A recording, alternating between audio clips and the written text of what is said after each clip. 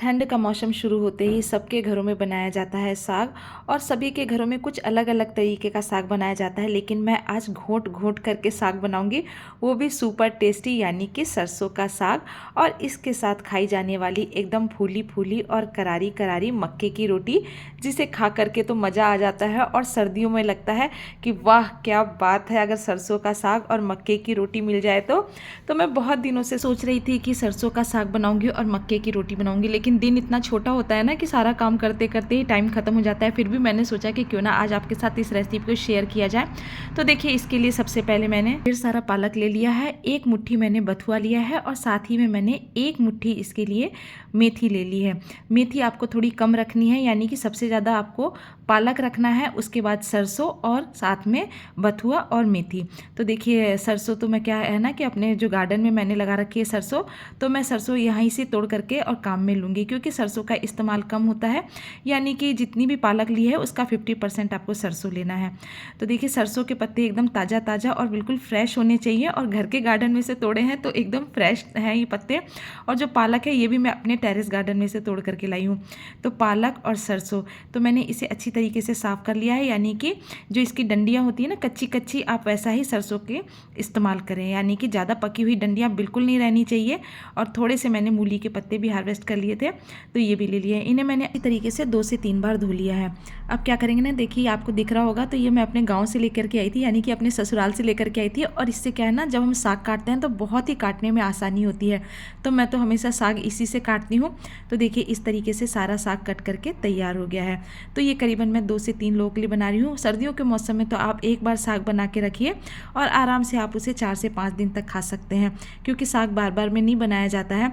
लेकिन मेरे घर में मैं और मेरे हस्बैंड ही ज़्यादा पसंद करते हैं, तो इसलिए मैं ज़्यादा नहीं बनाऊंगी, लेकिन मैं आपके साथ इसकी रेसिपी शेयर करूंगी, इसलिए मैंने इसे बनाया है। तो देखिए, सबसे पहले क्या करेंगे, एक बर्तन ले लिया है, इसमें मैंने थोड़ा सा पानी डाला है, और इसके बाद मैंने इसके अंदर साग डाल दिया है। तो मैं इसे कुकर में नहीं बनाऊंगी, जैसे हम जब खुले बर्तन में बनाते हैं ना, तो इसका टेस्ट बहुत ही अच्छा उभर करके आता है।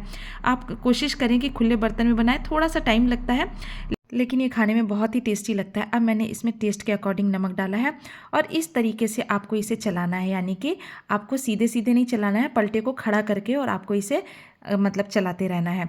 इसके बाद मैंने इसमें 3 से 4 हरी मिर्च को काट करके डाल दिया है, और साथ में 8 से 10 कलियां मैंने इसके अंदर लहसुन की डाल दी है। और लहसुन और हरी मिर्च को आपको इसके साथ ही धीरे धीरे करके पकाना है, ताकि जो हरी मिर्च का तीखापन हो वो साग में बहुत ही अच्छी तरीके से आ जाए।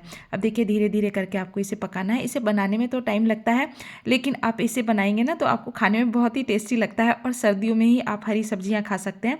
अब देखिए, अब मैं क्या करूँगी ना कि इसके अंदर मैं मक्के का आटा डालूंगी। अगर आप मक्के का आटा नहीं डालना चाहते हैं, आप अगर बेसन डालना चाहते हैं, तो आप बेसन को भून करके डालें, आप डायरेक्ट बेसन को कच्चा बिल्कुल भी ना डालें। अब मैंने 1 कटोरी मक्के का आटा लिया है, तो इसे मैं धीरे धीरे करके 2 से 3 बार मैं इसके अंदर डालूंगी, और इसे कंटिन्यू मिक्स करती जाऊंगी। तो आपको इसी तरीके से करना है, धीरे धीरे करके आपको बेसन मतलब मक्के का आटा डालना है, और इसे कंटिन्यू इसी तरीके से। जो ये मेरे पास है, ये लकड़ी का आपको मार्केट में आराम से मिल जाएगा, और साग हमेशा इसी से घोटा जाता है। तो ये साग घोटने का होता है, इससे साग क्या होता है, बहुत ही अच्छी तरीके से मिक्स होता जाता है। और साग का नियम होता है कि इसकी जितनी अच्छी तरीके से घुटाई होएगी, इसका टेस्ट उतना ही उभर करके आता है। जैसे हम दाल मखनी बनाते हैं, तो दाल मखनी को जितना ज़्यादा चलाते हैं यानी कि जितना ज़्यादा पकाते हैं, दाल मखनी का उतना ही अच्छा टेस्ट आता है, उसी तरीके से साग का टेस्ट आता है। तो देखिए, बिल्कुल स्मूथ बन करके तैयार हो गया है, यानी कि हमने इसमें कुछ भी डाला है ना, जैसे सरसों या पालक या मेथी, आपको कहीं से भी खड़ा खड़ा दिखाई नहीं देना चाहिए। आपको इसे बनाने में टाइम तो लगेगा, लेकिन थोड़ी सी मेहनत करेंगे तो इसका टेस्ट बहुत ही अच्छा आएगा। और जब तक हमारा साग घुटता है, तब तक मैं आगे की तैयारी कर लेती हूँ। तो मैं इसके साथ खाने के लिए मक्का की रोटी बनाऊंगी। तो देखिए, मैंने 1 कटोरी लगभग नाप करके पानी चढ़ाया है। तो पानी को हमें क्या करना है, गर्म करना है। गर्म पानी में आप मक्के का आटा लगाते हैं, तो इससे क्या होता है ना कि अगर आपको नहीं भी आती है बनानी, तो आप आराम से इसे बना सकते हैं, क्योंकि बहुत लोग तो हाथ से बना लेते हैं, लेकिन बहुत लोग बेल करके बनाते हैं। तो आप इसी तरीके से इसे बनाएं। और लगभग मैंने 1 कटोरी गर्म पानी में 1.5 कटोरी मक्के का आटा डाला है। आपको इसी मेजरमेंट का ध्यान रखना है, इस मेजरमेंट से आप बिल्कुल भी फेल नहीं होंगे। और देखिए, ये बेलन का हिस्सा हो या इस तरीके से जो दाल घोटने वाला हो, लकड़ी का, आपको इसी से कंटिन्यू चलाना है। तो देखिए इस तरीके से आप इसे चलाते जाएंगे ना तो ये बिल्कुल मिक्स होता जाएगा। इसके बाद हम इसे ढक करके और साइड में रखेंगे। कम से कम आपको इसे 10 मिनट तक के लिए ढक करके रेस्ट पर रखना है। तब तक हम क्या करेंगे, साग के लिए एक तड़का तैयार करेंगे। तो एक पैन में सरसों का तेल लिया है, इसमें आधा चम्मच जीरा डाला है, साथ में सूखी हुई लाल मिर्च डाली है, हींग डाली है, ऊपर से मैंने इसके अंदर ढेर सारा लहसुन काट करके डाला है। साथ में इसके अंदर थोड़ा सा मैंने प्याज काट करके डाला है, यानी कि एक मीडियम साइज़ का प्याज को आपको बारीक बारीक कट करके डालना है। अब इसे आपको कंटिन्यू इस तरीके से चलाना है। आपको ध्यान रखना है कि लहसुन बहुत ही अच्छी तरीके से गोल्डन ब्राउन होना चाहिए, प्याज भी गोल्डन ब्राउन होना चाहिए।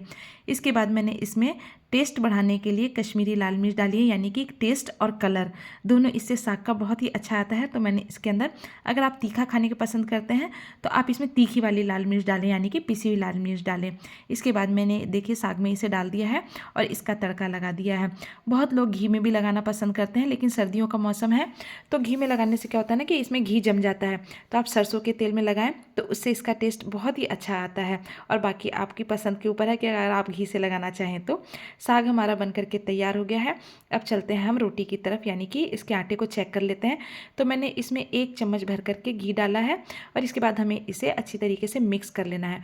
तो देखिए इस तरीके से आप इसे 2 से 3 मिनट तक मिक्स करेंगे तो ये बहुत ही स्मूथ सा बन करके तैयार हो जाएगा। आज मैं इसे हाथ से ही बनाऊंगी। बहुत लोग चकले से बनाते हैं, लेकिन आप इस तरीके से हाथ से घुमा घुमा करके बनाएंगे। ज़्यादा बड़ी रोटी नहीं बना पाएंगे तो कोई समस्या नहीं है, क्योंकि आपको घर में खानी है। और इस तरीके से आप मीडियम साइज़ की रोटियां बनाएंगे तो ये रोटियां भी खाने में बहुत ही अच्छी लगती है। तो मैं तो हमेशा कोशिश करती हूँ, बाजरे की रोटी हो या मक्के की रोटी हो, तो मैं इसी तरीके से हाथ से इसे मतलब घुमा घुमा करके बना लेती हूँ। मुझे तो इसी तरीके से बनाना पसंद है और मैं बाजरे की रोटी भी इसी तरीके से बनाती हूँ। बाजरे की रोटी की रेसिपी भी मैं आपके साथ शेयर करूँगी जब कुछ और बनाऊँगी तब। अब देखिए रोटी अच्छी तरीके से मैंने दोनों तरफ से अलट पलट करके सेक लिया है। और अभी क्या करेंगे कि इस तरीके से इसे आग पर रख करके आपको सेकना है, यानी कि फ्लेम के ऊपर रख करके, और इसे आपको अच्छी तरीके से सेक लेना ताकि ये कच्ची बिल्कुल भी ना रहे, क्योंकि ये थोड़ी मोटी होती है तो आपको इसकी सिकाई बहुत अच्छी तरीके से करनी होती है। तो देखिए अब इस तरीके से मैंने इसे सेक लिया है और आज की थाली हमारी कंप्लीट हो गई है। तो मैंने इसके साथ खाने के लिए लिया है गुड़ है, सरसों का साग है, मिर्ची का अचार है और ढेर सारा दही है, क्योंकि दही और मक्के की रोटी, सरसों का साग एकदम प्रॉपर डाइट हो गई है आज की कंप्लीट। तो चलिए इसी के साथ आज की रेसिपी कंप्लीट होती है। मेरे चैनल को प्लीज़ लाइक करें, सब्सक्राइब करें और शेयर तो कर ही दें।